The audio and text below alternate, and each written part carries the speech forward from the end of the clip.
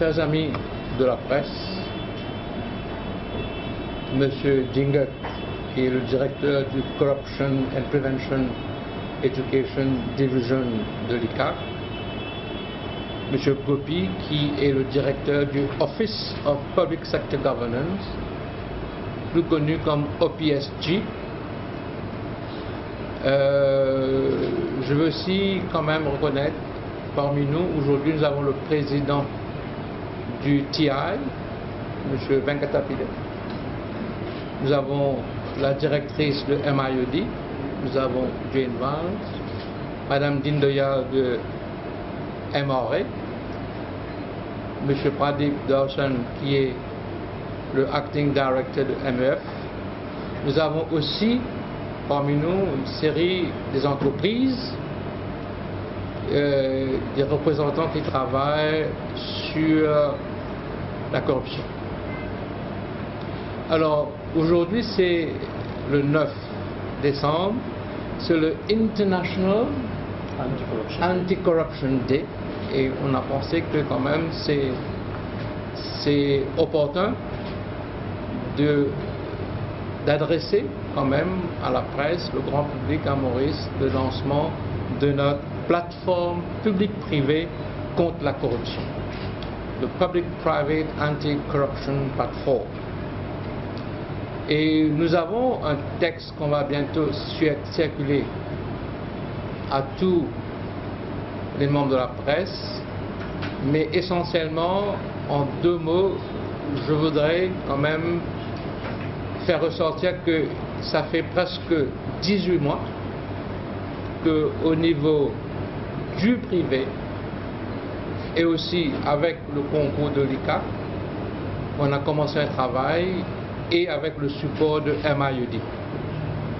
Monsieur Djingat va entrer dans les détails sur la chronologie de ce travail qu'on a fait. Monsieur Gopi, lui, va expliquer rapidement au niveau du secteur public ce qui se fait et que dans un mot, ce qu'on voudrait faire ressortir, qu'il y a beaucoup d'initiatives sur le combat contre la corruption. Le combat contre la corruption, c'est vraiment la complexité simple. Pourquoi? Simple dans l'objectif, mais complexe dans la mise en œuvre. C'est la complexité simple. There is no quick win, there is no easy way out of it. Et ce partenariat s'insère dans cette mouvance. Alors, il y a eu beaucoup d'initiatives, il y a beaucoup d'entreprises qui ont participé dans différentes initiatives et que pourquoi cette plateforme, M. Djingat va expliquer la chronologie et puis M. Gopi ce qui se passe au niveau du Public Sector Governance. On va prendre quelques questions et puis on va conclure autour d'une tasse de thé. M. Djingat. Merci, M. Makoun. Bonjour tout le monde. Je voudrais m'associer avec le directeur Joint Economic Council, M. Raj Makoun, pour saluer la présence de la presse à l'occasion du lancement de cette plateforme commune, privée, publique, anticorruption. Comme vous êtes au courant, la lutte contre la corruption en est une de longue haleine et qui nécessite le soutien et la participation active de tous les partenaires. L'île Maurice, comme vous le savez déjà, est partie prenante de la Convention anticorruption des Nations Unies. Nous sommes aussi signataires du protocole anticorruption de la SADC et de la Convention anticorruption de l'Union africaine. La création de cette plateforme publique-privée anticorruption, une plateforme longtemps voulue et souhaitée, répond à nos obligations nationales et internationales. La loi anticorruption, le POCA 2002, prévoit une collaboration entre l'ICAC et les différents partenaires, y compris les secteurs privés et publics, pour des initiatives anticorruption, alors que la Convention des Nations Unies invite les pays signataires à une coopération plus étroite avec le secteur privé dans ce combat. Cette plateforme réunit, entre autres, le Joint Economic Council, le Mauritius Institute of Directors, le Mauritius Chamber of Commerce and Industry, le Mauritius Employers Federation, aussi bien que de représentants de compagnies privées et aussi les représentants de divers corps publics et ministères, y compris ceux de l'Office of Public Sector Governance, le ministère du Service civil, la MRA, entre autres. Le lancement de cette plateforme commune arrive donc à point nommé. Ce lancement officiel ce matin coïncide avec la journée internationale de lutte contre la corruption, décrétée par les Nations Unies et célébrée aujourd'hui. Cette journée appelle à une prise de conscience collective et demande une action concertée pour assurer que la lutte contre la corruption se traduit par des résultats visibles et qui préparent la voie d'une culture d'intégrité. Il est réconfortant aussi de noter que les firmes privées mauriciennes se sont déjà adhérées au UN Global Compact pour justement renforcer les actions collectives contre la corruption. La première réunion de la plateforme s'est tenue le 20 novembre dernier pour ratifier ses attributions et ses objectifs, qui sont, entre autres, identifier et établir prioritairement les zones à risque, créer une synergie pour des efforts durables, entreprendre des initiatives collectives, proposer des recommandations pour rehausser l'intégrité, proposer aussi des amendements à la loi anticorruption, reconnaître et rendre plus visibles les initiatives anticorruption. Cette plateforme sera menée conjointement par l'ICAC, le Joint Economic Council et le secteur public en la personne de M. Gopi, directeur Office of Public Sector Governance. À travers cette plateforme, le champ du combat contre la corruption s'élargit et avec le secteur privé devenant partie prenante, les actions entreprises conjointement secteur public-privé déboucheront sur des résultats concrets qui pourraient avoir un impact positif sur le pays. Avec ces quelques mots, je laisse le soin à M. Gopi de parler des initiatives au niveau du secteur public, puis M. Rajmakoun, directeur du Joint Economic Council, vous donnera plus de détails sur les attentes de la plateforme dans le court et moyen terme. Merci. Merci, Gopi. First of all, despite good international ranking that we are having in corporate governance for the country, we need to continue efforts in promoting good corporate governance and do reforms in all sectors. So, promoting good corporate governance, fighting corruption remains on top of the agenda at country level. There is a set of programs that is being implemented by ICAC. So many activities and programs are implemented by ICAC on this regarding the public sector organizations. First of all, we have the National Code of Corporate Governance. It covers also public sector organizations, state-owned enterprises, government-owned companies, statutory bodies. So public sector organizations are also to be involved in this exercise of fight against corruption. There is a specific guidance note on corporate governance for state-owned enterprises, specific to the parastatal sector. The Office of Public Sector Governance, as you know, was set up about 3 years ago, following a reorganization of the Management Audit Bureau. The OPSG now is under Prime Minister's Office, and it gives me great pleasure to be associated with this new platform to support and help in promoting ethical practices, corruption-free practices in public sector organizations, ministries, departments, local authorities, parastatal bodies, state-owned companies. There are a lot of corruption prevention reviews done by ICAC, as you know, where opportunities for corrupt practices are identified and eliminated. More importantly, ICAC has developed a public sector anti-corruption framework for public sector.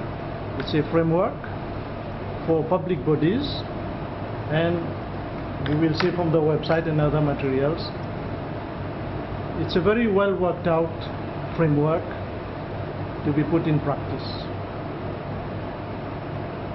I would also add that increasingly now, the Director of Audit, external auditor of the government, now makes more and more observations on the extent of implementing corporate governance practices in the public sector organizations. The OPSD, since about a year ago, has set up audit committees in all ministries. All ministries today have their own audit committees which look at the work of internal auditors and then external auditors. And that is an innovation in the public sector. It was not there before, it was tried before, but could not be implemented. This mechanism will work a long way towards improving practices. There are 3 reasons for OPSD to join this platform. Public service delivery has to be corrupt-free and effective and efficient. We will support on that.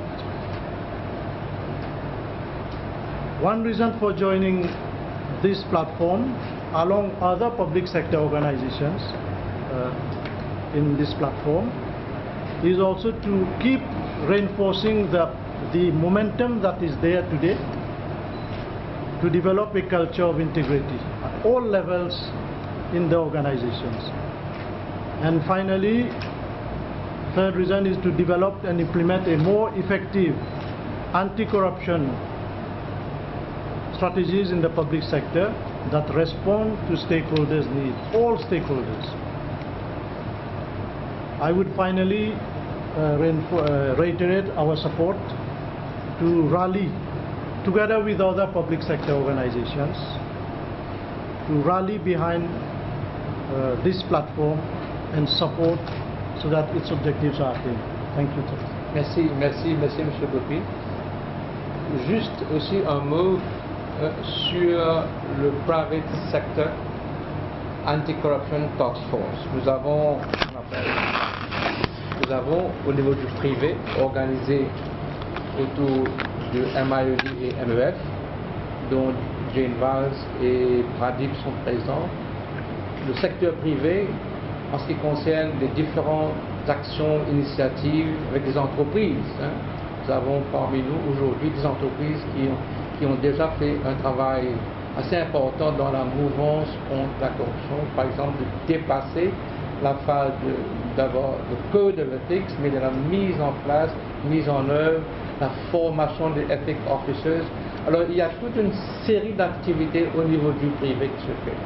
Alors plateforme privée-publique, avec bien sûr co-chair ICAC et JC. Au niveau du public, il y a, comme a été expliqué par M. Gopi, au niveau de l'Office of Public Sector Governance, tout ce qui se passe au niveau du secteur public.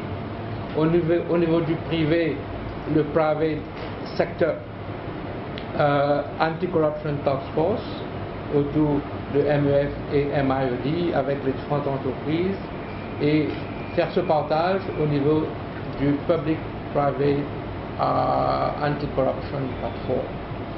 Et comme tout le monde reconnaît que c'est un travail qui va de longue haleine, va prendre du temps, et nous sommes très, nous, à cheval sur une approche systémique, c'est-à-dire la mise en place de différents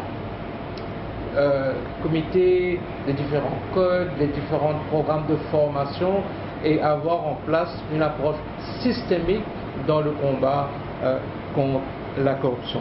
Alors, c'est essentiellement ce qu'on voulait partager avec vous pour démontrer qu'il y a un travail qui se fait au niveau du public, au niveau du privé, et que maintenant, au niveau de cette plateforme, on va partager et puis essayer de voir comment on peut quand même avoir des résultats importants dans le combat contre la corruption. C'était essentiellement notre présentation de ce matin. Bien sûr, on va prendre quelques questions avant de conclure notre présentation. Alors, messieurs, mesdames de la presse, c'est à vous maintenant de me poser quelques questions. Allez-y, nous sommes à vous.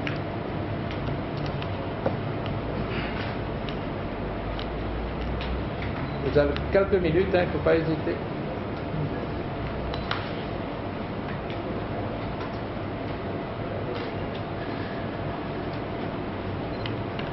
Oui, allez-y. Cela veut dire qu'il y aura des changements qui vont être apportés à la loi existante? Alors, une des fonctions de cette plateforme, c'est aussi de faire des propositions. Vous savez que souvent des fois, en fonction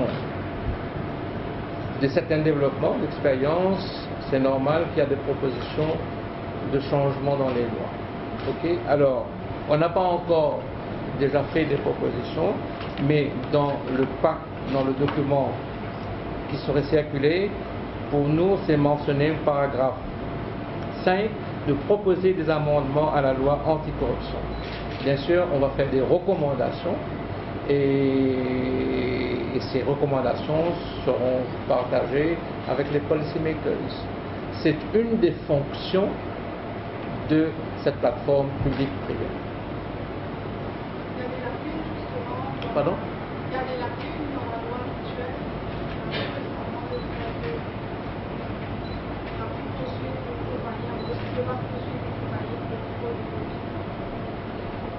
Écoutez, bien sûr, hein, dans toutes les lois, il y a des lacunes. Je sais, peut-être je vais laisser à M. Dingat de confirmer, je sais qu'il y a un groupe de travail, même au niveau public, qui travaille sur des amendements qu'on doit faire. Et ces amendements-là, ça fait au moins une année que vous travaillez sur ces amendements-là. Et bien sûr, at the right time, ces amendements vont être proposés. M. Dingat, vous voulez, ou bien the legal person, C'est clair. Non, c'est clair. Normalement, c'est normal. With all legislations, after some time, there is need for review. Et au niveau du CAC, on travaille sur les amendes.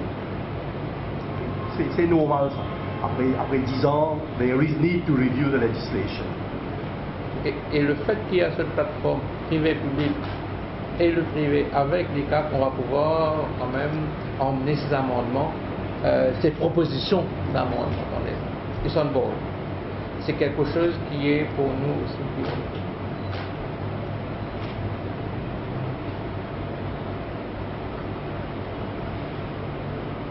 Any more comment or question? Jane, you want to add anything at this point of time? No, I think you've explained it very clearly. I think that I think it's a huge opportunity here that the public and the private sector come together to create this platform. That's really the key message that we have today. That there's an agreement to work together now to combat corruption in Mauritius and see what we can do together. And at the same time, the public sector is going to carry on their initiative, which is the pact. To say that, we also have to get our own backyard in order. And there isn't a choice today, I think. Companies, private sector companies know that they don't have a choice. If they want foreign direct investment, if they want to export their goods, if they want to go and work overseas, then we have to get our own house in order as well. So I think these are the two messages that we have to build on what's been done in the past.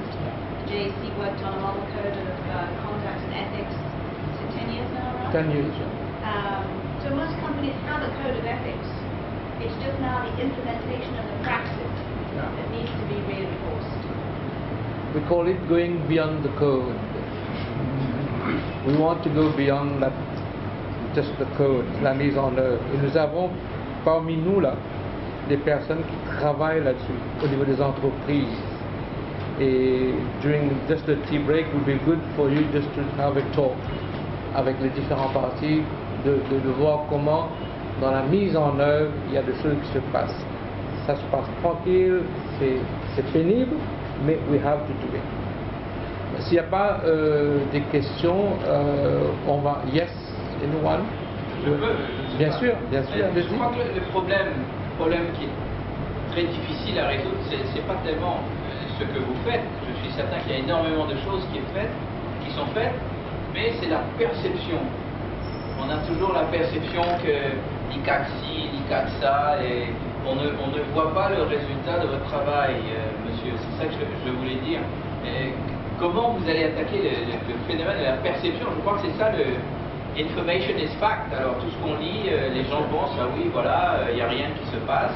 Le secteur public, pareil, on ne sait pas trop ce que vous faites, monsieur. Comment vous allez attaquer la perception? Je crois que ça, c'est très important. J'en suis sûr que et M. Dhingat et M. Gopi will come in. Peut-être je demande à M. Dhingat de come in, M. Gopi, et puis je vais commenter sur la question.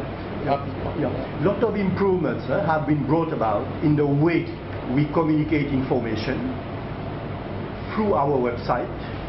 Okay.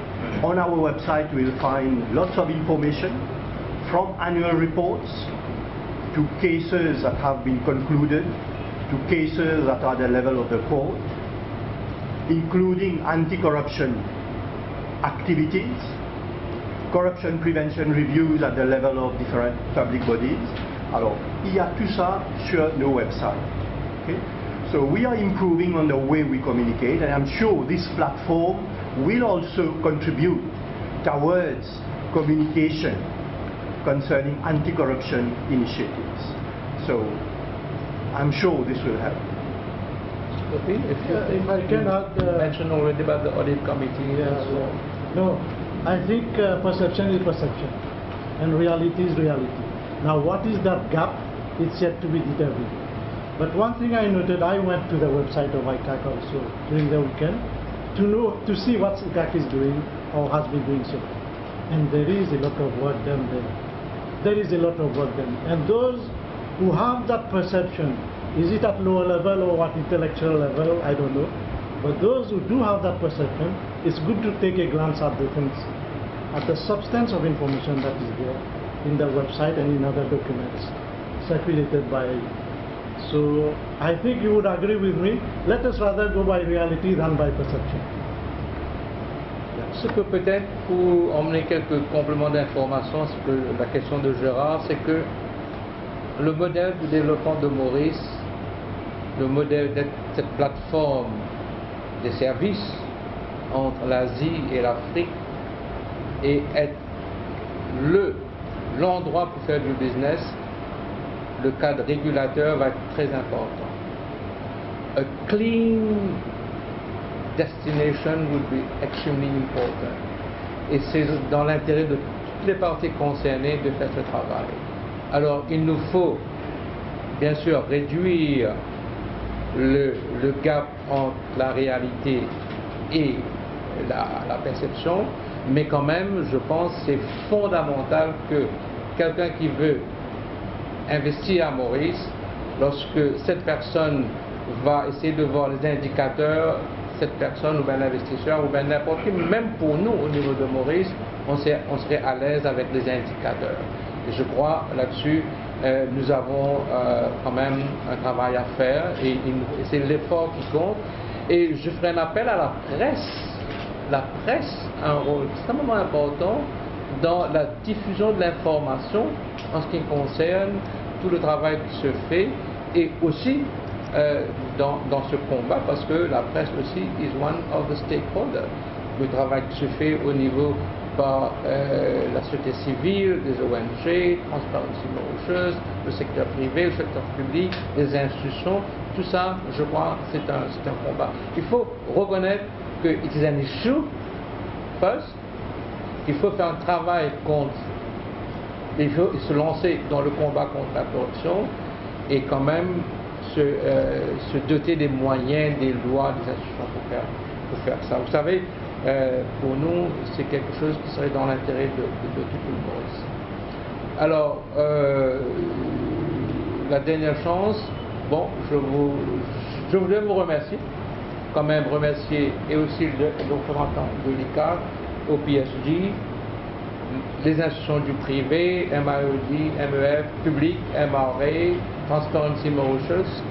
Nous avons quand même maintenant cette plateforme et j'espère que la presse aussi va nous donner un coup de main dans ce combat contre la corruption.